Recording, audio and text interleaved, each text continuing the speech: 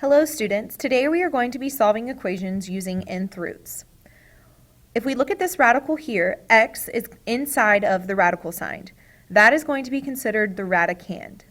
The nth root is going to be considered the index.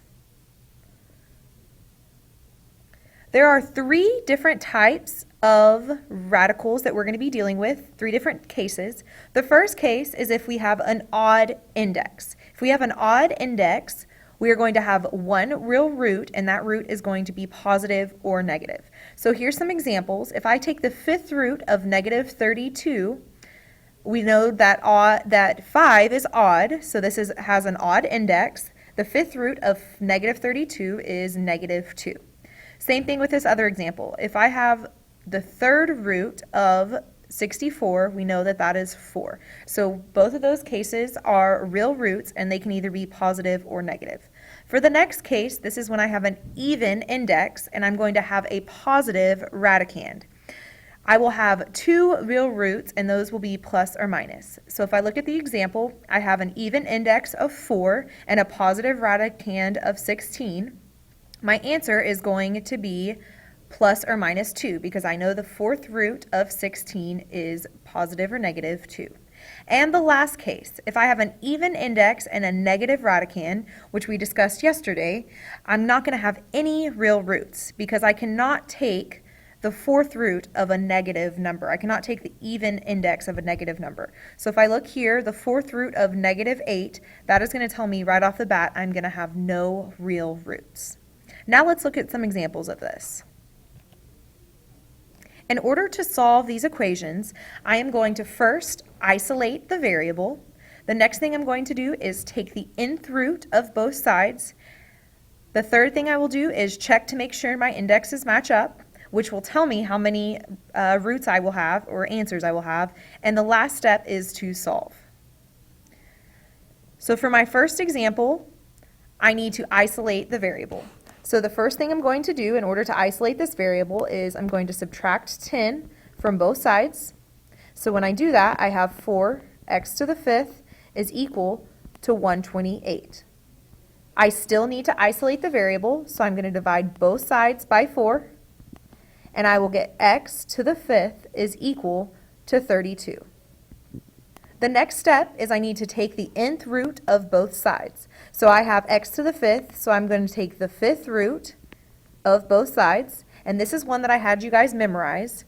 So when I take the fifth root of 32, I'm going to get 2. But first, I need to make sure my indexes might match up. I have an odd index, and I have a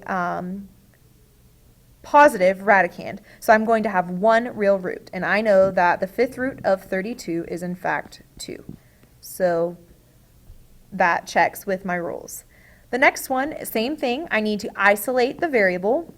In this case, the only way to isolate the variable is to go ahead and take the nth root. So I'm going to take the nth root of both sides. So I have x minus 3, because the fourth root and to the fourth power cancel, and then I'm left with the fourth root of negative 81. I can look right off the bat and see that I'm going to have a even index and a negative radicand, and I know right off the bat that I'm not going to have any solutions. So I'm going to have no real solutions. So I don't need to go any further in this one. Let's look at a third example. First step, I need to isolate the variable, so I'm going to divide both sides by 2. And when I do that, I'm left with x minus 3 to the fourth power, and 162 divided by 2 gives me 81.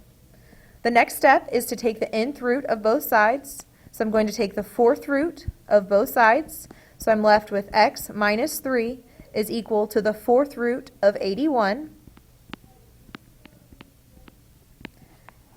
And the fourth root, if I look and I check my index, this is an even index with a positive radicand, so I'm going to have two real solutions. This is also one that I had you memorize. The fourth root of 81 is 3, and so I'm going to have a positive or a negative 3. But I still have this minus 3. So I need to get the variable by itself. So I'm going to add 3. So I have x is equal to 3 plus or minus 3. And if I go ahead and simplify that further, 3 plus 3 is going to be 6, and 3 minus 3 is going to be 0. So my final answer is x is equal to 6 and 0. This next one, the final equation or the final example I'm going to show you is a word problem. And basically it's showing me that I have the volume of a regular dodecahedron, and the equation for that is 7.663 a to the third power.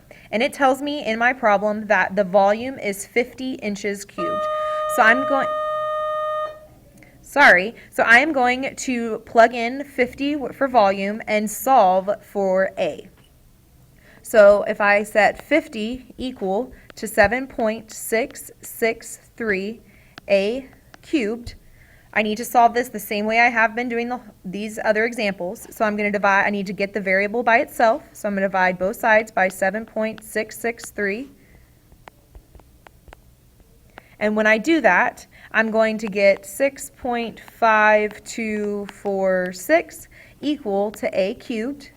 And the next step, I need to take the nth root of both sides. So I'm going to take the cube root of both sides, which will get me A on this side.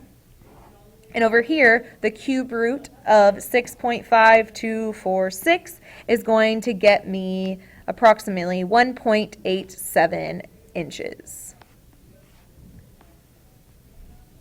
We will go over any questions you have further in class. Have a great evening.